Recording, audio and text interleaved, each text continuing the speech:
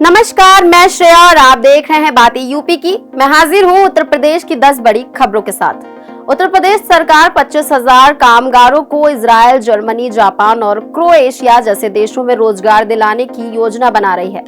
श्रम एवं सेवा योजन मंत्री ने विधान परिषद में बताया कि प्रदेश में बेरोजगारी दर 3% तक कम हो गई है और युवाओं को रोजगार के अवसर बढ़ाए जा रहे हैं। हालांकि सपा ने आरोप लगाया कि सरकारी विभागों में लाखों पद खाली हैं और युवा बेरोजगारी से जूझ रहे हैं। सरकार के तहत 7 लाख सरकारी नौकरियों और 11 लाख निजी क्षेत्र में रोजगार दिया गया है। उत्तर प्रदेश विधानसभा का शीतकालीन सत्र विपक्षी विधायकों के जबरदस्त हंगामे के कारण अनिश्चित काल के लिए स्थगित कर दिया गया।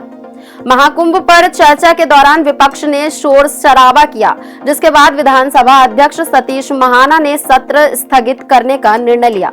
वित्त मंत्री सुरेश खन्ना ने मीडिया से बातचीत में विपक्ष पर तीखा हमला किया, आरोप लगाते हुए कहा कि विपक्ष केवल हंगामा करता है और जनहित के मुद्दों पर चर्चा नहीं चाहता। उन्होंने डॉक्टर भीमराव अंबेडकर के सम्मान को लेकर विपक्ष की निंदा की। अब बढ़ते हैं अगली खबर की ओर। कानपुर यूपी डिफेंस कॉरिडोर का प्रमुख निवेश केंद्र बन चुका है, जहां 12,800 करोड़ रुपए के निवेश प्रस्तावों के साथ उत्पादन भी शुरू हो चुका है। Adani defence system and technologies limited ने 1,500 करोड़ रुपए का निवेश कर दक्षिण एशिया का सबसे बड़ा गोला बारूद निर्माण परिसर स्थापित किया है। इसके अलावा डेल्टा कॉम्बैट सिस्टम्स लिमिटेड को 150 करोड़ रुपए के निवेश से छोटे हथियार और गोला बारूद निर्माण इकाई के लिए भूमि आवंटित की गई है। इस निवेश से रोजगार के अवसर बढ़े हैं और कानपुर को रक्षा उद्योग में गति मिली है। यूपी पुलिस कांस्टेबल और आरओ भर्ती परीक्षा के पेपर लीक मामले में पेपर छापने वाली एजेंसी एडू टेस्ट सॉल्यूशन और टीसीएस कंपनी की भूमिका की जांच की जा रही है। एसटीएफ ने अब तक 18 आरोपियों को गिरफ्तार किया और 38 आरोपियों पर चार्जशीट दाखिल की है। पेपर लीक गुजरात के अहमदाबाद स्थित टीसीएस के वेयर हाउस से किया गया था। एसटीएफ ने एडू टेस्ट के मैनेजर के बयान दर्ज किए हैं, जबकि टीसीएस और वेयर हाउस के अधिकारियों के बयान दर्ज किए जाने बाकी हैं। अब बढ़ते हैं अगली खबर की ओर। उत्तर प्रदेश में राशन कार्ड धारकों के लिए खुशखबरी है। खाद्य एवं रसद विभाग ने राशन कार्ड यूनिटों के ई-केवाईसी की समय सीमा फरवरी तक बढ़ा दी है। पहले दिसंबर तक का समय निर्धारित था, लेकिन अब तक लगभग 9 लाख यूनिटों का सत्यापन नहीं हो पाया है। सभी कोटेदारों को जल्द से जल्द ई-केवाईसी पूरी करने के निर्देश दिए गए हैं। जो लोग ई-केवाईसी नहीं कराएंगे, उनके नाम राशन कार्ड से हटा दिए जाएंगे। इस प्रक्रिया में राशन कार्ड धारक को कोटेदार के पास जाकर अंगुलियों की छाप देनी होती है। उत्तर प्रदेश में पोस्ट मैट्रिक छात्रवृत्ति के लिए रजिस्ट्रेशन की आखिरी तारीख 20 दिसंबर 2024 है। जो छात्र अब तक रजिस्ट्रेशन नहीं करा पाए हैं, वे कल तक पंजीकरण करा सकते हैं। रजिस्ट्रेशन के बाद छात्र 31 दिसंबर 2024 तक आवेदन पत्र को कॉलेजों या संस्थान में फॉर्म की हार्ड कॉपी 5 जनवरी 2025 तक जमा की जा सकेगी।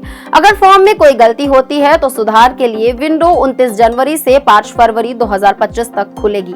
प्रधानमंत्री फसल बीमा योजना के तहत रबी फसलों का बीमा कराने की अंतिम तिथि 31 दिसंबर 2024 तक बढ़ा दी गई है। इससे किसान बाढ़, सूखा और अन्य आपदाओं से होने वाले आर्थिक नुकसान से बच सकेंगे। इस योजना के तहत गेहूं, चना, अलसी, मसूर और राई जैसी फसलों का बीमा किया जाएगा। किसान नजदीकी बैंक शाखा या आधिकारिक वेबसाइट पर जाकर आवेदन कर सकते हैं। जरूरी दस्तावेज में आधार कार्ड, बैंक पासबुक और खतौनी शामिल है। अब बढ़ते हैं अगली खबर की ओर। उत्तर प्रदेश के मुख्यमंत्री योगी आदित्यनाथ ने पंचायतों के साथ बैठक में कहा कि योजनाओं का लाभ सीधे सीधे वास्तविक लाभार्थियों तक पहुंचना चाहिए। उन्होंने वर्षा जल संचयन जैसी योजनाओं को प्राथमिकता देने की अपील की। सीएम योगी ने रोजगार मेला, किसान विकास योजनाएं और स्वयं सहायता समूहों के माध्यम से गांवों के समग्र विकास पर जोर दिया और पंचायतों को नए और नवाचारी प्रोजेक्ट शुरू करने के लिए प्रोत्साहित किया। इसके साथ ही पंचायतों की जवाबदेही को सुनिश्चित करने की भी बात कही। आईआईटी बीएचयू की हृदयम टीम ने कोयम्बटूर में आयोजित स्मार्ट इंडिया हैकाथॉन में 1 लाख का पुरस्कार जीता। ये टीम जो जैव चिकित्सा अभियांत्रिकी के एमटेक और पीएचडी शोधार्थियों से बनी थी, पारंपरिक एंजियोग्राफी के विकल्प के रूप में धमनियों पे रुकावट का पता लगाने के लिए समाधान विकसित कर रही थी। देश भर में 49,892 टीमों में से सिर्फ 2% को ग्रैंड फिनाले में चुना गया था। उनकी नवाचारी तकनीक को स्वास्थ्य देखभाल क्षेत्र में महत्वपूर्ण बदलाव लाने की संभावनाओं के रूप में सराहा गया। इसी के साथ बढ़ते हैं आज की आखिरी खबर की ओर। लखनऊ में अब संपत्ति और जमीन से जुड़े सभी काम एक ही स्थान पर होंगे। एलडीए ने सिंगल विंडो सिस्टम का ट्रायल शुरू किया है, जिसके तहत प्राधिकरण भवन में 12 काउंटर लगाए गए हैं। यहाँ रजिस्ट्री, नामांतरण, free hold, e stamp, IGP booking, प्रधानमंत्री आवास से संबंधित कार्यों के आवेदन लिए जाएंगे।